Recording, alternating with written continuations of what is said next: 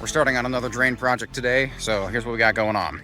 Homeowner has a drain already in place here. So you can kind of see that there is gravel and whatnot from when this was installed, when the house was built, now 10, 15 years ago. So, big problem that has happened here, if you go down, you can see that the gravel is just sitting on top and it's not wrapped in fabric. So, as you start to dig down, you can see that dirt has actually washed into this gravel, making it ineffective. So we're gonna come in, we're gonna rip all this up, we're gonna do it the right way, and there won't be water problems anymore. Okay.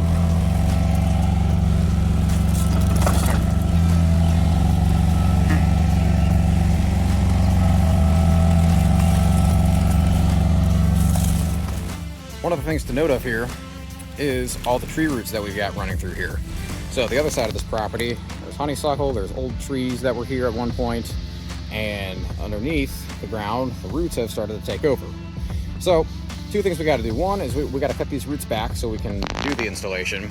The other thing to do to prevent these roots from growing into the pipes is to use copper. So we'll take copper sulfate and we'll sprinkle this all over the ground before we put in the fabric. And well, we got everything done. So as you can see behind me, it's all strawed up and it's ready to go.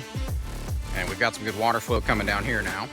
So yes, it is wet right here. That's because when we finished up today, well, last night we got to about over here and we had to finish up the piping. So overnight, some of the water did flow here, but it is now, we got all the pipes hooked up. And if you look, everything is flowing down here into the creek. Give it a couple hours and this whole thing will be dry.